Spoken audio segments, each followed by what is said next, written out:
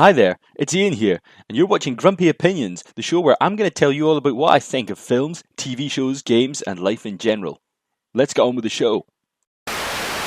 Outlander is a historical TV fantasy show about Jamie and Claire Fraser, a couple in Jamaica looking for their kidnapped nephew, and now having to rescue him from a fellow time traveller called Gellis.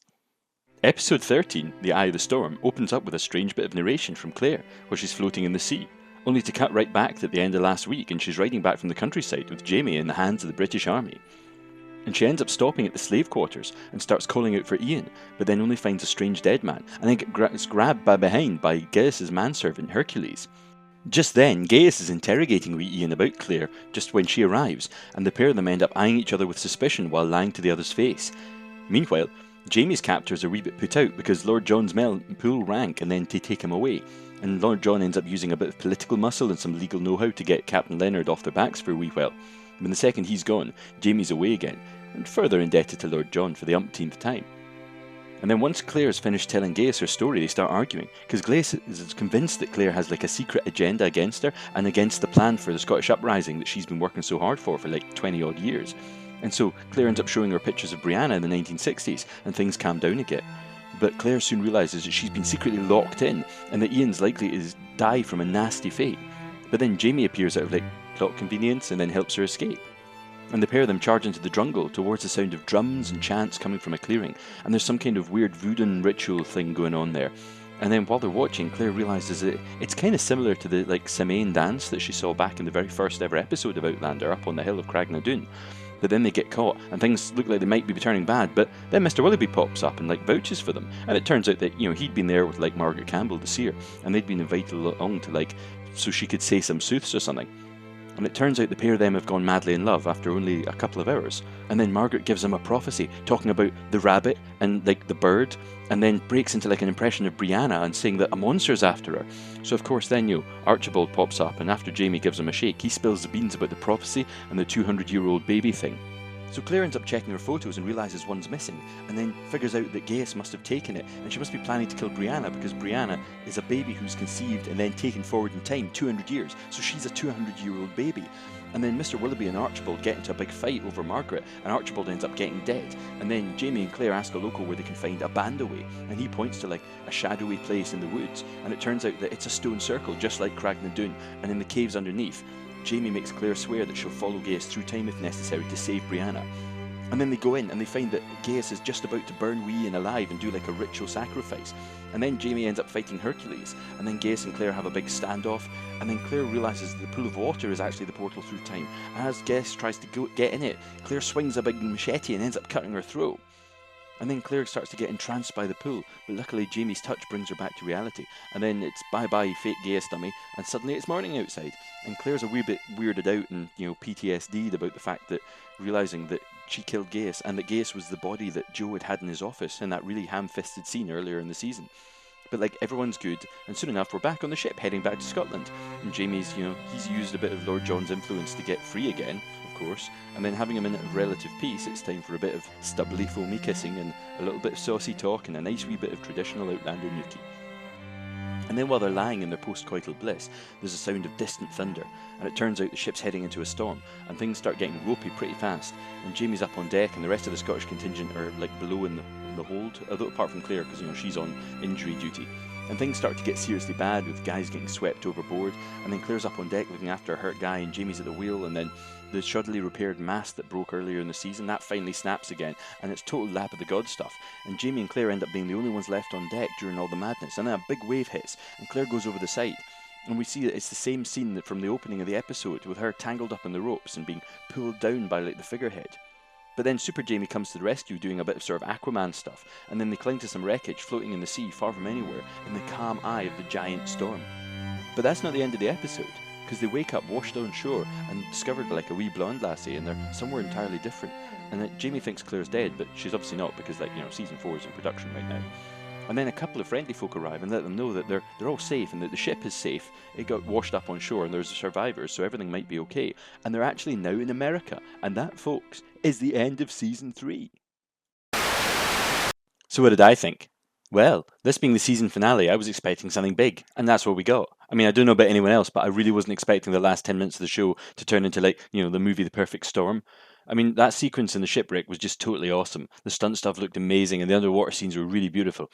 And even if there was something a little bit cliched and silly about, Jamie and Claire ending up being the only ones left on the deck with that giant wave rising in the background, it was still pretty cool to see.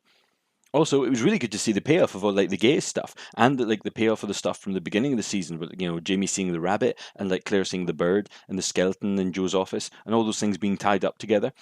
And it was also really interesting because somebody remarked in the comments last week that Joe's surname is Abernathy, which is the name of Gaius's husband that she married. And that means that he could well be related to one of the slaves who worked at that plantation, because they might have taken on the name of the plantation owner. And I imagine that's like a wee nod to something that might be more heavily developed in the books. But anyway, as always, it was really nice to see Lord John. I mean, it was really cool seeing that scene of him like throwing his weight around at like Captain Leonard, and it was nice seeing the little bit of sparring going on between the naval guy and the army guy.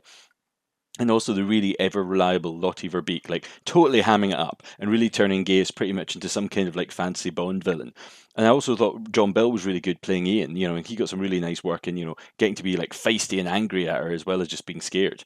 And overall, I'm pretty satisfied by the end of the season. I mean, it was good. There were some really nice points. But, I mean, I gotta be blunt, as much as it was nice to have some closure on this, things were all over the place this week. I mean, let's start off with the pacing. I mean, wow, we've had some episodes with a lot of stuff crammed in before, but nothing's ever moved quite as much like 100 miles an hour as this week did. I mean, I feel like this was almost like 3 episodes worth of material all squished into one.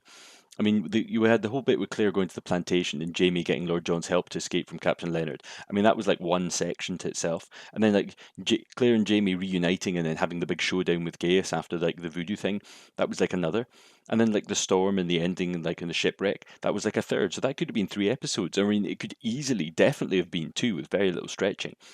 And as a result, everything just seemed to feel really rushed, including like every time something bad happened, it was almost immediately went away again. I mean, the pacing was just odd, leaving you thinking like the episode was almost finished at like the 40-minute mark, and then it just continued.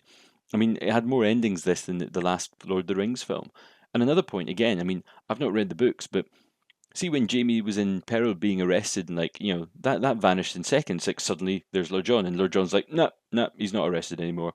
And then Claire gets locked up by Gaius for about 2 seconds and then boom, Jamie walks in the front door. And then they meet up with the scary voodoo like folk and then they're like, no, it's fine. Mr. Willoughby says it's fine. So it's all fine. So the problem's all gone. And then speaking of Mr. Willoughby, I mean, I know that Archibald was he's a bit of a shite hog, but Willoughby like straight up murders him like right in the face. He just like breaks his neck, and that's sure enough he was hitting Meg with like a stick, but does that deserve him to be like literally murdered? I mean, he might not be the nicest person in the world, but murder? I mean, not to mention that like Willoughby and Margaret just like vanish almost immediately after that scene. And it feels like that never really got set up properly because I mean there was one scene of him saying you seem awfully nice to her the week before, and then suddenly they're hanging out together and they're going to move in. I mean it's only supposed to be about an hour and a half later. And then it's a problem, like I reckon, with like condensing this all so much is like the characters suffer as well. I mean, look at Lord John. I mean, this week he literally was just a Deus Ex Machina. He just appeared every time that Jamie needed to be saved from the law. I mean, because he saved him at the beginning, and then at the end they just casually drop in. Oh, it was awfully nice of Lord John to like make the whole arrest and murder charge just go away. I mean, talk about like totally convenience plotting, and that's the problem. I mean, it was super convenient. It was like how it was awfully convenient that Mr. Willoughby happened to be at the voodoo party, and very convenient that everyone who they needed like back for next season was like told to stay in the ship's hold during the storm instead of like helping out on the deck of the ship, which seemed a bit strange because I mean that was exactly what happened earlier in the season when there was a big storm and the captain of the ship got everybody up on deck to help, including Jamie, who, they let him out of the cage because they knew they would need his help. And then there ended up being a major storm and, they survived, probably because there was a lot of people up there to help. And then they just didn't bother doing that this time. But anyway, the other thing, speaking of the sea, the makers of Outlander probably should know that the bends is a thing. I mean, you can't just suddenly drop 50 meters deep into the sea and then shoot straight back up because you get like brain damage or you die. I mean, like it pops up in loads of films and movies and stuff. I mean, everybody knows about this. It's not a secret. I mean, it's quite common knowledge. And I know it looked really cool and cinematic having Jamie like swim down for what looked like miles and then, rescue Claire and then they just shot back up again. But come on, I mean, let's be a bit serious now.